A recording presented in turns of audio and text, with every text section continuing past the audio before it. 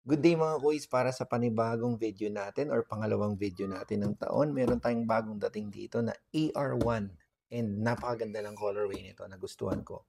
Pero bago natin yan buksan at tuluyang ipakita sa inyo mga kuis, maraming salamat muna sa patuloy na bumibili dito sa Quiz Kicks at syempre sa mga nanonood ng videos na ina-unbox nating sapatos. Huwag niyong kalimutang i-like and i-share na din tong video mga kuis. Bale mga quiz, na-review naman na natin 'to noon. Bibigyan lang natin ng konting highlight yung ibang details na nabago dito sa sapatos na 'to, 'no. Bale ito nga pala yung box niya. Sa box niya makikita nyo yung logo na AR1. Nandiyan din yung pangalan ni Austin Reeves and then yung first edition nga bilang una niya 'tong sapatos. Dito naman sa gilid is yung logo ng Rigorare. At syempre, yung size details nung in-order mong sapatos. Nagandahan ako sa detalye ng box is itong nasa likod dahil nandito yung kanyang size chart. So, since medyo alanganin ako sa size ng Rigorare dahil wala silang 9 exacto or 42.5, ang ginawa ko, finalo ko yung aking Euro size which is normally 26.5 to 27. So, para safe, hindi magmukhang malaki, ginawa ko is 26.5. Kasi kapag kumuha ko ng 26 mga quiz, dahil wala nga silang 42.5, baka mas maging maliit sa akin. Kung kumuha naman ako ng 43, baka mas maging malaki. So, nag-fall ako sa size 9 pa din, pero 42 lang yung kanyang euro. Ito yung mismong sapatos. Ayan, no, triple black siya, pero nakita nyo naman bilang natatamaan siya ng ilaw, meron siyang konting shining effect, no. Tapos yung kanyang uppers din kasi is may konting glitter effect. Ayan. So sa materials mismo, parang may glitters dyan. Ayan, no. Nakikita nyo naman, di ba? Upper materials ng sapatos, kita nyo mga kuis na meron siyang nylon at cotton mesh combination. Visible yan dito sa kanyang gilid hanggang dito sa toe box. Dito sa lateral side, makikita nyo yung logo ng Rigorare at sa likod nun, parang merong viper or snake dyan mga quiz. Siguro dahil sa isang details na mapapansin nyo din kung nakikita nyo na.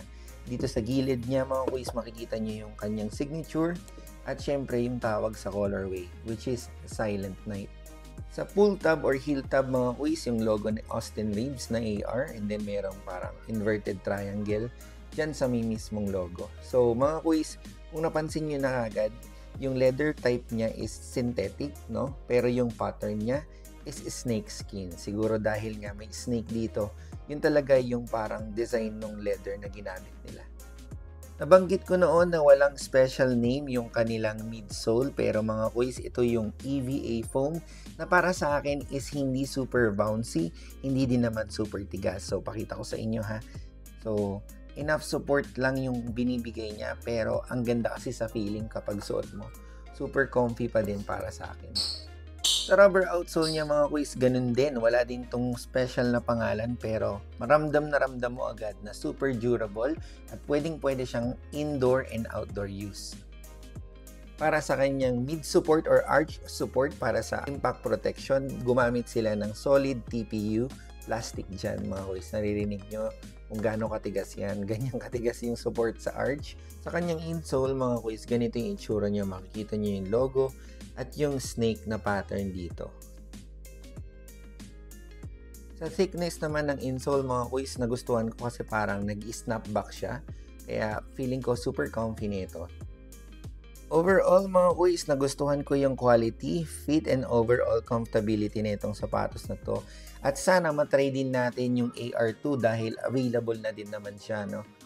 Let me know in the comments mga quiz kung nagandahan din ba kayo sa kulay ng AR1 na to or meron kayong ibang AR1 colorway at kung ano yung feedback nyo. Siyempre, importante yan sa atin para makita nila kung maganda ba talaga tong sapatos na to.